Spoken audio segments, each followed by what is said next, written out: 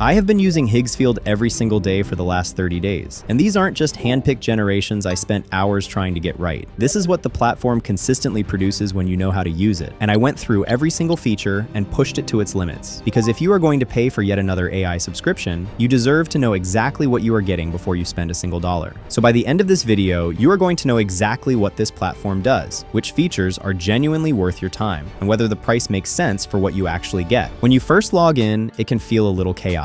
There is a lot happening on the screen, and it is not immediately obvious where to start, but the structure is actually straightforward once you see it. Everything lives across the top navigation bar, and the three main areas you are going to spend your time in are image, video, and apps. If you want to follow along with me, I've left a link for Higgsfield in the description below. Let's start with images. Click on image at the top, and the first decision you have to make is which model to use. Most platforms lock you into one generation style, and you either work within its strengths or you open a second tool. Higgsfield puts several of the best models available right now inside the same workspace, so you are picking based on what the project needs rather than what the platform can do. If you want something photorealistic, use Nano Banana 2. If you want something more stylized and artistic, Seedream 5 is the one. It is not trying to look like a photograph, but like something a concept artist spent hours on. I'll paste in this prompt for Nano Banana 2 first. The texture on his clothing, the dust particles, the way the light reacts, that looks like a frame from a real documentary. Now let me switch to Seedream 5 with something completely different. See how different that feels? It has deeper colors and a more illustrated visual language. Now we have two completely different outputs all inside the same platform. That alone was enough to make me take this seriously in week 1. Now I want to show you something that most people skip entirely when they first start using Higgsfield, and it is honestly one of the most useful parts of the whole platform. Most people spend all their time in the image and video sections and barely touch the apps tab. This was me for the first few days, and it was a mistake. The apps are where Higgsfield does things that no other platform does. These are not tools you can find somewhere else under a different name.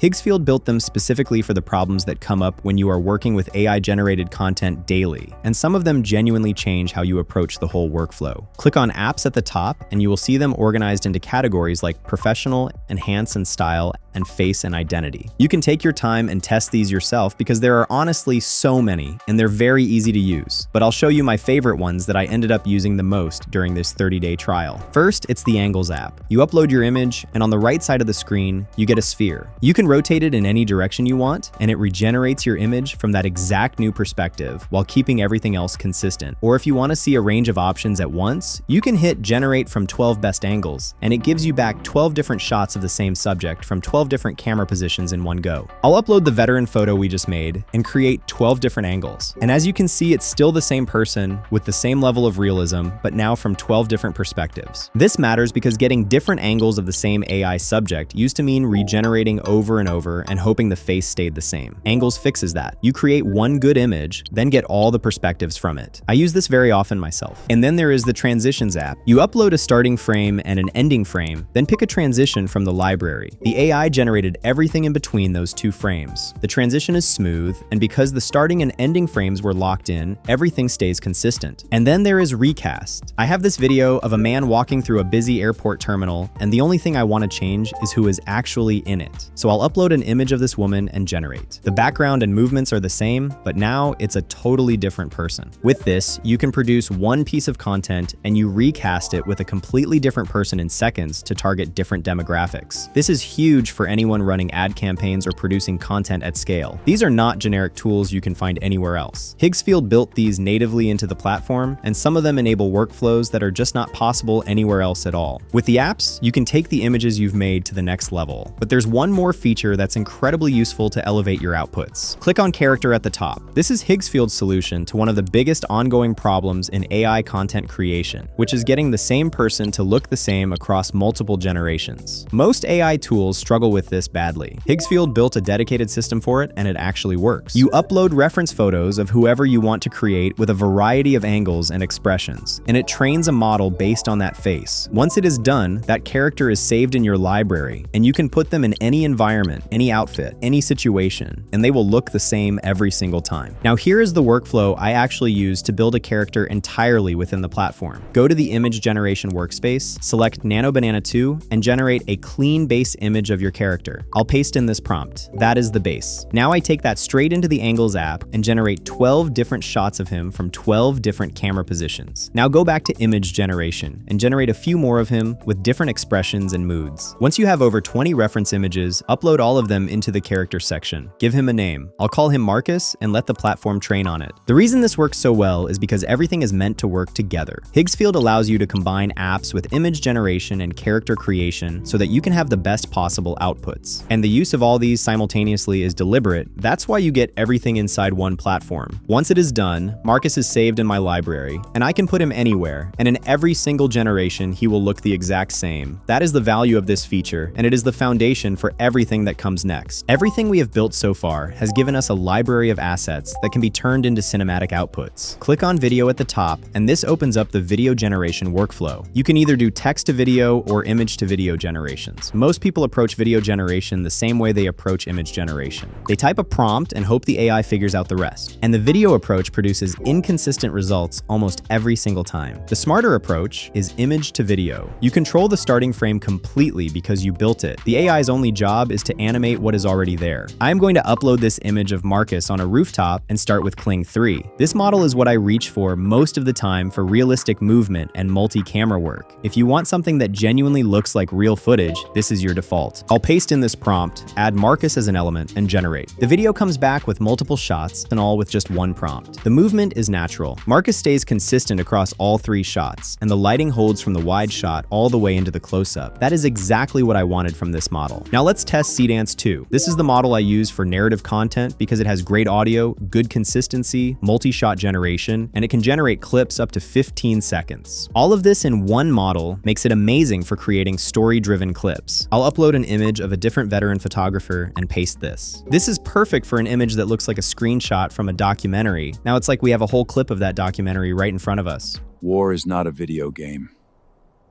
It's the loss of humanity.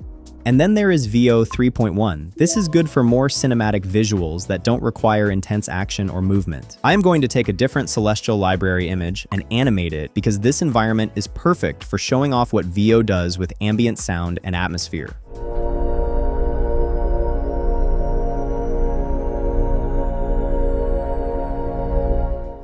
The whole scene makes it feel like you are actually inside that space rather than looking at something an AI produced. All these videos are completely different from each other, and each model excels at something different. And when you want to create standalone clips that need a specific strength, having access to just one model can be enough. But when you are working on a project that needs different models for different scenes, not having to manage 3 separate subscriptions and 3 separate interfaces saves a meaningful amount of time. It also means your assets stay in one place, which sounds small until you are actually in the middle of a project and you realize how much time you normally spend moving files between tools. However, videos like this are still just the warm-up for what comes next. The main reason I kept coming back to Higgsfield every single day for 30 days is Cinema Studio. This feature is exclusive on Higgsfield, and the things you can create with it don't compare to any other tool out there. The concept is that instead of just typing a prompt and generating a video, you are making actual directorial decisions before a single frame is produced. You are choosing cameras, lenses, lighting styles, color palettes, camera movements, and genre. You are building a shot the way a filmmaker does, and that level of control allows you to make output so cinematic that I've never seen any other AI tool produce. Let me start in image mode so you can see how the workflow builds. The first thing you'll notice in here compared to the standard image workspace is that you get camera controls. You can select your camera body, your lens, your focal length, and your aperture, and each combination produces a genuinely different looking image. I am going with the Studio Digital S35 at a 35mm anamorphic lens with a wide aperture because I want that cinematic depth and natural lens character from the start. I want to create a location first, so I have an environment to build the scene around, so I'll paste this prompt. That is our environment. Now I am going to generate a character to place into it. I'll also keep the same camera settings so that everything is consistent. It looks really professional, as if it's been taken with a professional camera. The anamorphic lens gives the frame that slightly wider, more immersive quality that you associate with actual film productions. And we have not even touched the video controls yet. Now that we have both pieces, let's switch to video mode to create something truly cinematic. The first thing I work through is the director panel. Genre is the first choice, and I am going with drama because I want something grounded grounded and character-driven. This is not just a label, but it genuinely influences how the AI approaches the pacing, the visual tension, and the energy of the movement throughout the clip. Then I click on Style, and it opens up 3 separate categories. First is the color palette. I am going with naturalistic clean, because I want the bunker to feel real and grounded, rather than stylized. Then lighting style. I am picking overhead fall, because that harsh, single light source casting strong shadows downward is exactly right for this environment. And then camera movement style. I am going with intimate observer, because it keeps the camera close and personal, which fits a character-driven drama scene perfectly. Then I select my camera and lens for the video at 35mm anamorphic to keep the visual language consistent with what I generated in image mode. Now I'll upload both images into the video workspace and write in my prompt. I'll set the duration to 12 seconds, the resolution at 1080p, turn the audio on and generate. Let's take a look.